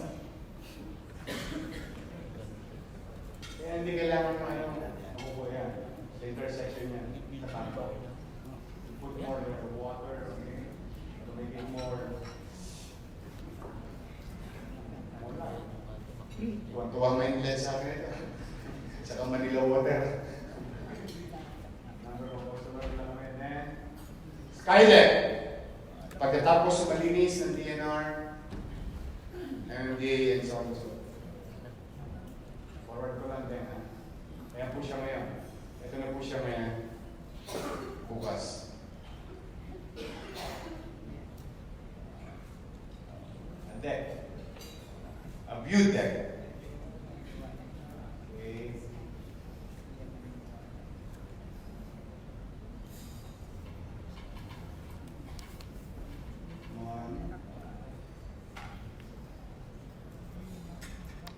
Forward mo din. And city walk to separate foot and vehicular traffic. Ayan po siya. Elevated. All the way to Escolta. From Rizal Park. There you go. Next. Civic Center. The old design of Burnham.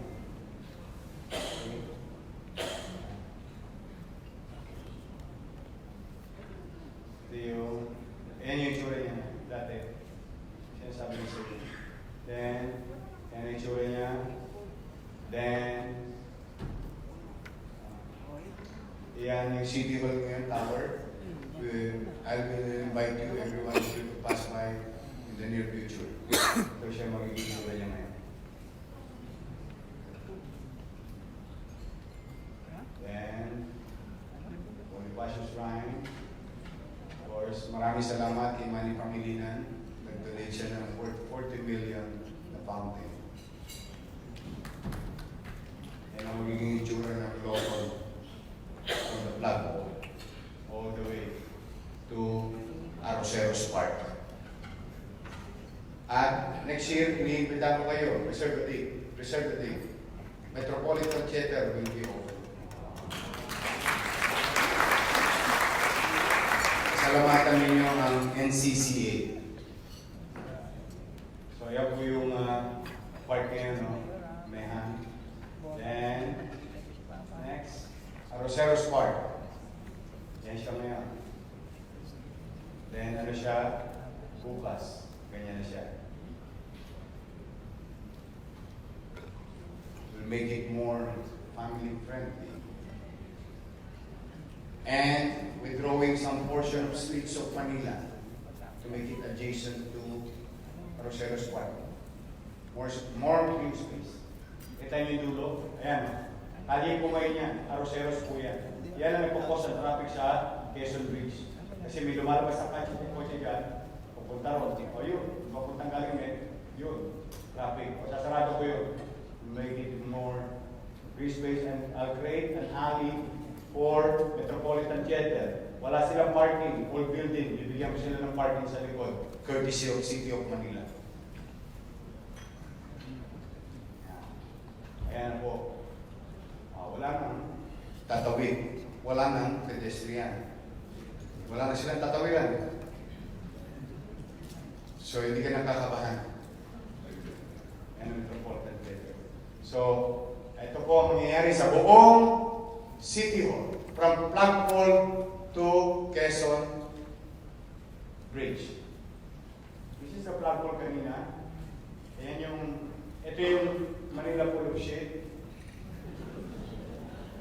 Now it's a park. This is Mehan Garden. This is Aroseros Park. And we created more open green space na maglalakad na lang ang tao going to that is also a park. This area that is Bonifacio, Liwasang Bonifacio. This is Metropolitan Theater. And more open green space here, all the way in the middle, to fight air pollution in London. Next. Ayan po siya. Nakita niyo yung gitna. Wala na makakatawid. Promise. It's going to be Rizal Avenue. It's going to be a highway. A highway is undisturbed road. All the way to Espanya. Tapos, and more vertical garden. Marami yan. Pakarami yan. Next.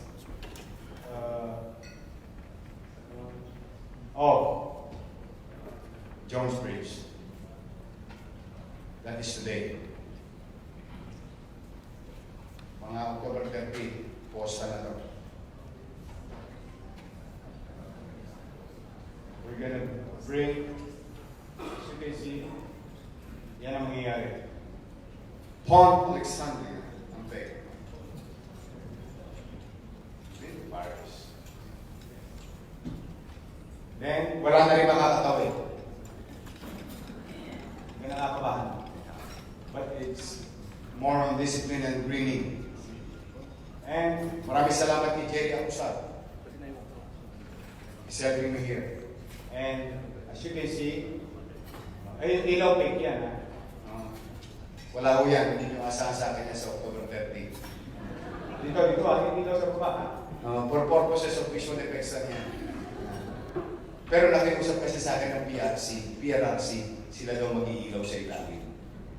Okay, sabi ko yung ibabaw. Yan ang itsura niya. As you can see, if you remember, may 4 na pylon ang Maynila, Jones Bridge. 4 na pylon. They call it La Madre. But it was bombed. So, we'll bring it back. 3 na lang yung nabubuhay na ulo ng La Madre. Nasa UP, nasa Luneta, at saka Supreme Court. Ito po ang future ng Escolta Air. Ay po gusto yung pumunta. Ayan po, ang Riverside. If you're familiar with Boat Key, Clark Key, or Darling Harbor in Sydney. And yan yung Escolta. If you do that, we give you tax free. Maniwala ka sa akin. Kirahin nyo na yan. Ganda na ako. Because I know it's feasible. You know what I mean? Diba? Financially.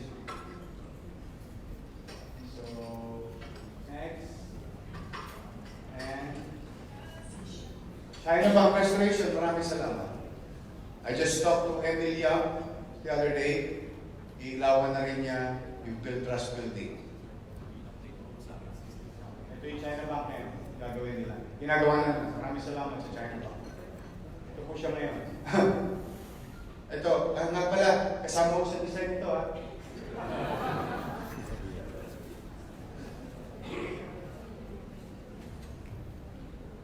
Estero de Binondo. This is what we're going to do with an open space. And I think when I saw it, when I shown this to Secretary Simato, he's excited. Ito po siya. More parking space perpendicular, cantilever, undisturbed service road. Not parallel parking. Perpendicular parking via cantilever. Cantilever kami. Ito, service road yan.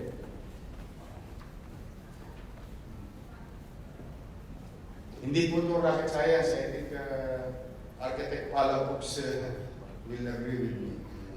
Simple lang mo yan.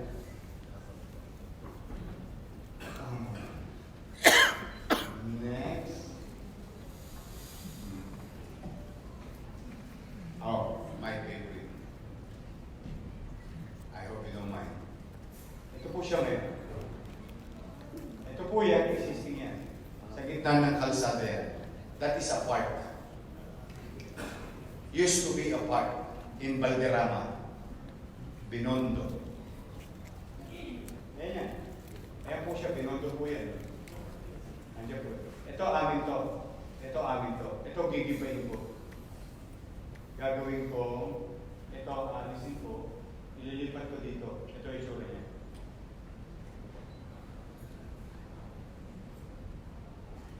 There you go. An honest to goodness in-city vertical housing program at 42 square meter with 2 bedroom. Isang kwarto sa magulang, isang kwarto sa anak.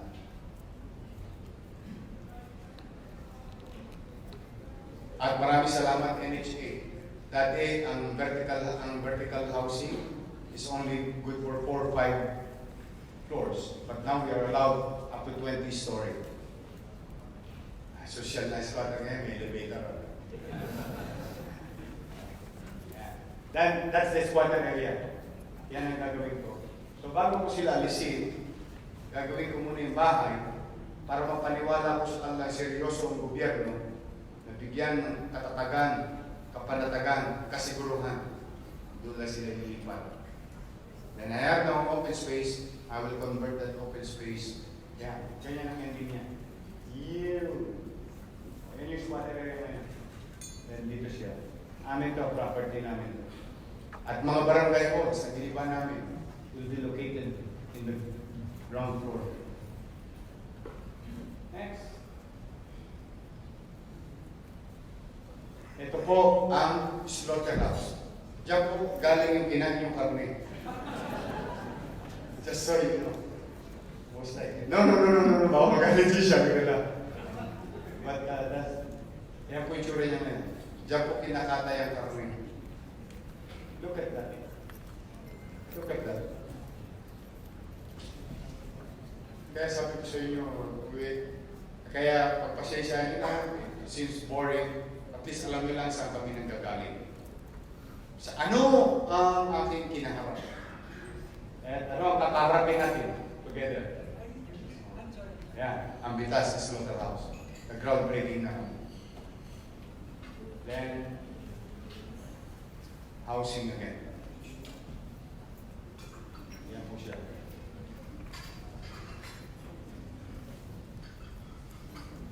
Honest to goodness housing yan. Maniwala kayo sa akin. Hindi ako gagawa ng pabahay na bahay ng kalapati.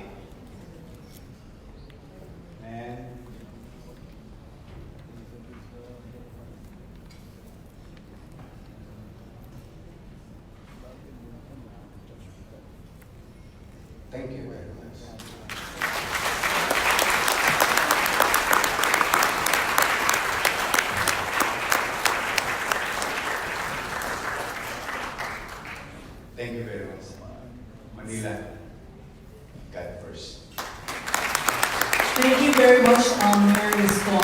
And thank you for inspiring us with your leadership of the city of Manila.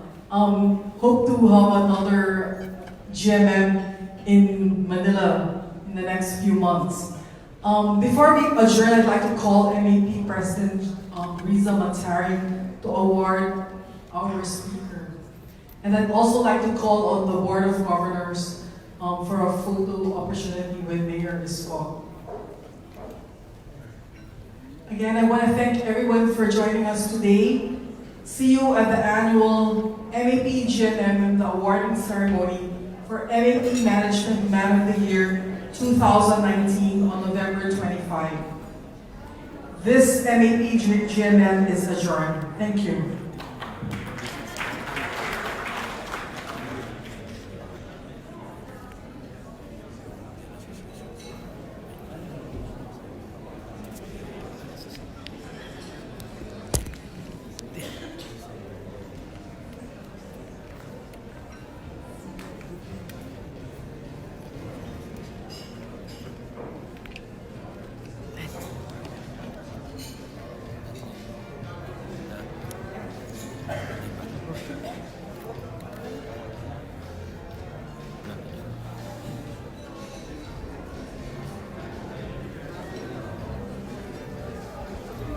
Charger.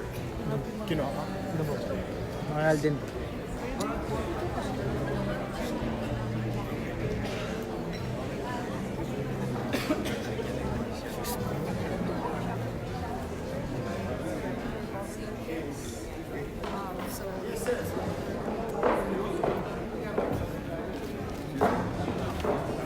Hindi. Yung Basa Street, iririgalo ko sa Met. Kasi ang Met, wala silang parking. That's one. Kaya, Basa, sabi nang nakuha ka ng picture. Ano ka na ako mag-picture sa'yo?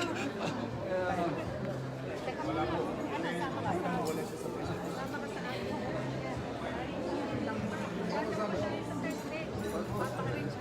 Sabihin ka ng time.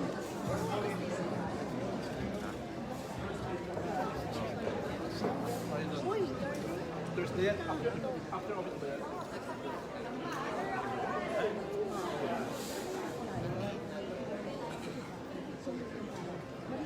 Carly. Yeah, magpapapicture lang kami. Sabi ng misis ko magpapicture ako. Proof of life.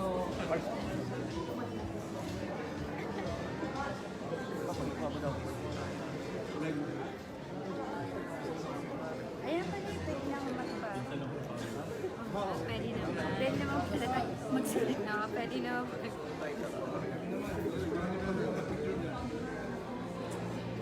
Ay, dito tayo pala. No, not yet. It's counting.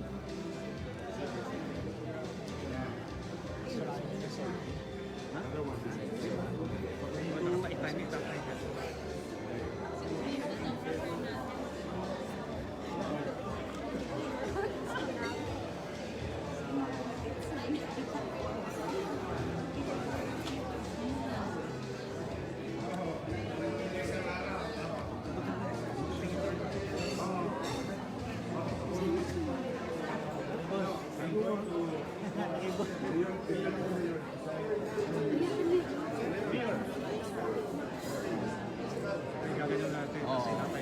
Boss, naka-selfie boss. Come 10 minutes ago. 10 seconds. Magkano ako 3 seconds. Oo, parang kung lang. Ay, saan nag-ano? Ha? Saan nag-ano? Oo. Sa email. Pakuha na dyan. Yun, papal para sa dami mo.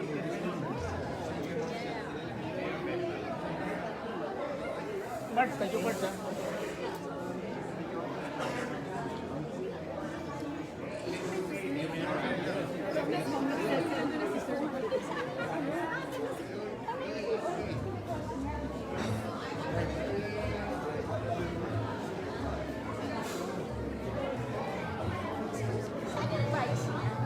Saan si Vice?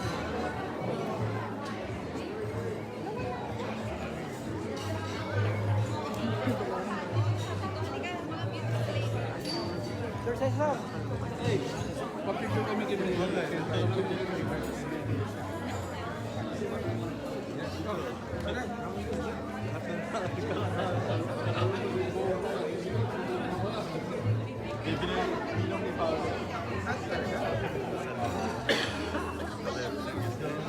Open ko sir yung Viber app. Pwede messenger nila ako. Sa city. Sa office ka ba nila? Hindi. I-picture ako. Invited siya sa akin sa bureaucrat. November 30 pa. Really? Punta tayo. Send forward tayo kila Johnny. Messenger na lang siguro. Yes sir. Long time no see. Yeah.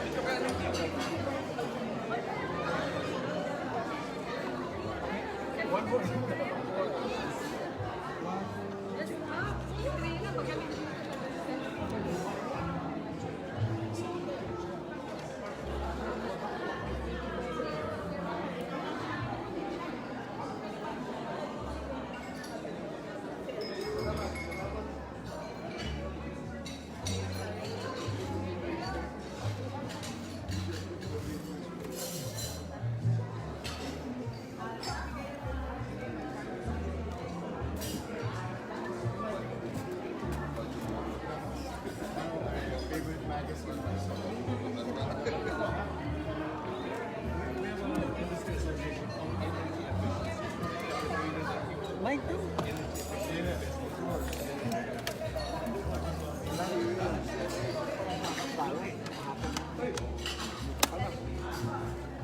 Thursday po, saan? Dampadang sabi nila si Dick.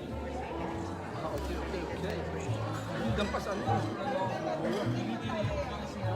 Sama tayo dyan bigyan. Kumusta na? Hindi? Busy ka po pa selfie, ano? Tinikinan ko kasi dati.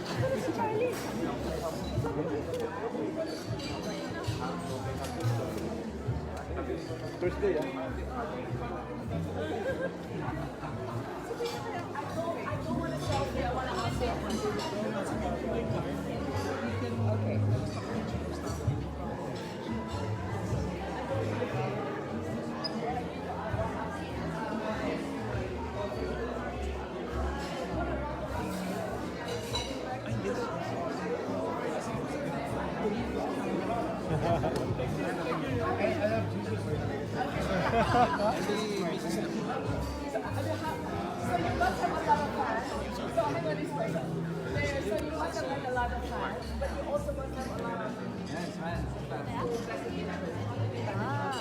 That's what you call occupational.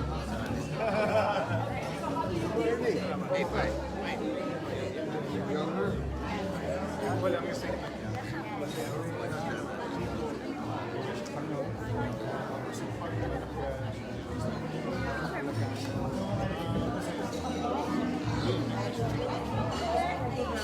Thank you, ma'am. We'll start this morning with that, right? Yeah, I think.